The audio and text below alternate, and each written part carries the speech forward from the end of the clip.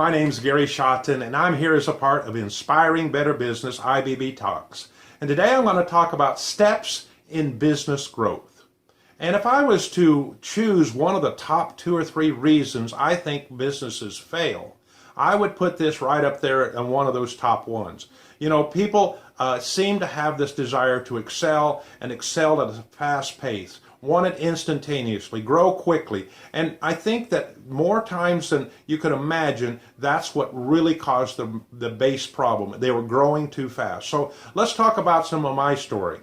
Well, I was a young man. I had just moved to a new town, and I got into the moving and storage business. And I needed, I operated out of my house, and I could see right away when I was operating in my house with no storage that a lot of my customers were going to need, and I was putting things into storage for them, and they were going to rent storage space from another person. So I came to the conclusion fairly quickly that if I could get some warehouse space, I could then move out of my house, because I started inside of my house with my garage was the only storage I had. And so I decided I could move out of my house if I could get into a 3,000 square foot building. And I waited until I had a customer that wanted to pay me money, actually more money. He was going to pay me more money short term, month by month, than my long-term lease was going to be. I was taking a long-term lease, but I was renting out space, and I could realize, oh, I could add more people and more revenue. I could get it out of my house with all the people around my kitchen table and in the garage,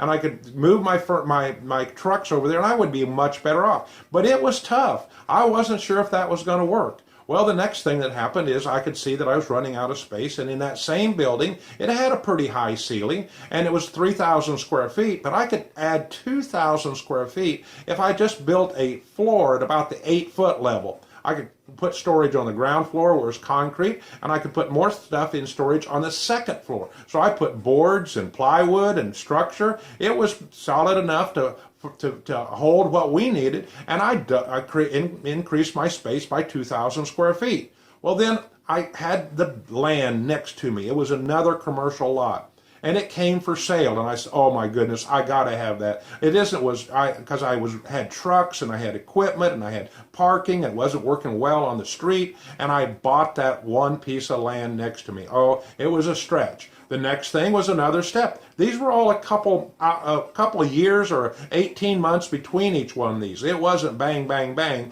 This whole thing happened over 7 or 8 years. And the next warehouse next to the side of my empty lot, which I was using, was a warehouse I could rent. Well, it came up for rent. I can rent it. And then across the street, a couple years later, I rented the warehouse across the street. I'm renting and paying 3 rents, but I'm getting money for all of those. But I wasn't keeping any of that money because most of it was going to pay the lease to somebody else. I wanted so bad to own a piece of a warehouse myself. And sure enough, just across the street and down the road a little ways was this very nice building that was going to be auctioned off. I went to that auction. I took a huge risk, but it was a step, because I already had 3 warehouses, and my plan would be to stop those leases and then rent from myself, because I had a payment on that building. It was close. I almost didn't make it work, but it worked. And I didn't even move over there right away. I had a customer that took most of that to begin with,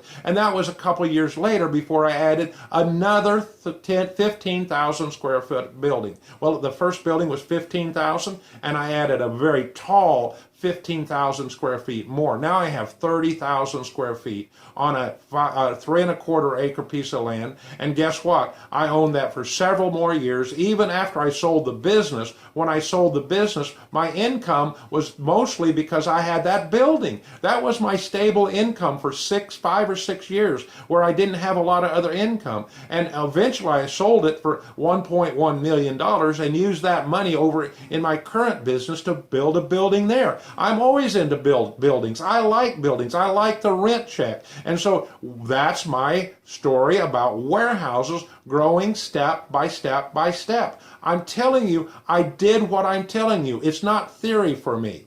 Well, There's a lot of misunderstandings. We think about God being a big God. Yes, he's a big God. We think about God doing great big miracles. He created the earth. Yes. He caused a flood. Yes. He created many, the waters to part so that the Israelite could get away and escape the pursuit of Pharaoh. He did all kinds of big things. But guess what? He also has chosen to work through humans, you and I. So if you look at those big things, he did those. If you look at what people did, they did small things. They did step by step. And if you notice, these were always people that are already had experience in that realm. Take David, who killed Goliath. Wow, he did a great big thing. He killed Goliath. No, but read it in Genesis. He first killed the lion, which was a smaller lion. It wasn't a huge tiger type lion.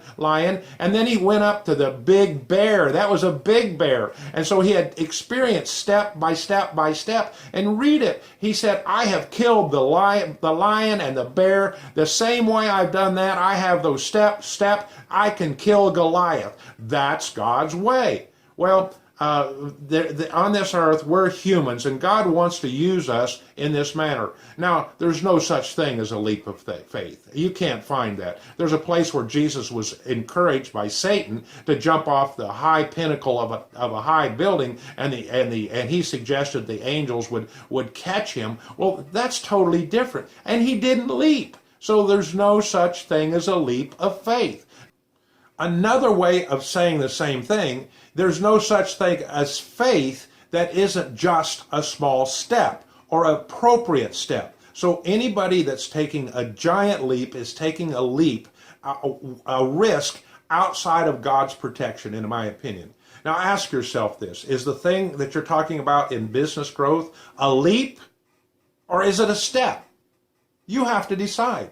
And you can determine that safely, not too conservative because you need to keep moving on. In faith, you need to challenge your faith, but it's step by step. And you can ask yourself another thing. Have I gained the experience and knowledge I need at my current step? The business knowledge. The knowledge, not technical, but the business knowledge. Accounting, bookkeeping, job costing, systems and processes, the things we teach. Have you learned that and take that to the next level, a solid step, and then readjust and learn the same things at another level?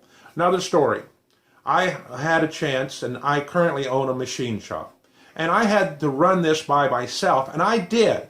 I said, I'm now about to buy a business with 41 employees, and I bought the land and building for a little over 3 acres again, only 15,000 square feet of building, and this was a big commitment. And I consciously thought, yes, I have had previous experience with 50 to 75 employees in a much tougher environment. Because these employees that I had in my first business are on trucks. So they're all over the United States. We have, I'm not where I can see them or talk to them other by phone. And so my new business was all going to be in one proximity, in one building. And there's only 41 employees. So I was only taking a step. That's what you want to do. I made mistakes. I can tell you somewhere I didn't take a step. I don't have time, but I did it. I lost $40,000 because I took a jump. I took a leap on something that I shouldn't have done. So why do that? Save your money. Well, there's other things that would guarantee that this is part of God's plan. You know, as humans, children grow step by step. They are fed milk, then food, then more food, more solid food, and they go through classes. In education, it's step by step. Our children go from first grade to second grade to third grade only after they have actually passed the final exam in the grade that they're on. That's the idea. You can look at plant growth. You can look at planting a seed. That doesn't just jump into products and harvest. It goes step by step. Plant it, water it, fertilize it, take care of it, cultivate it, and over time it produces. That's God's plan. Well, I hope you enjoy and are part of this. Evaluate yourself. Think clearly before you take these steps. Don't stop. You've got to keep going, but make solid, good steps. Don't make a lap around the mountain. A lot of people do. A lot of people go into failure, and they actually blame God because they didn't follow God's plan in the area of taking steps. Thank you for being a part of Inspiring Better Business.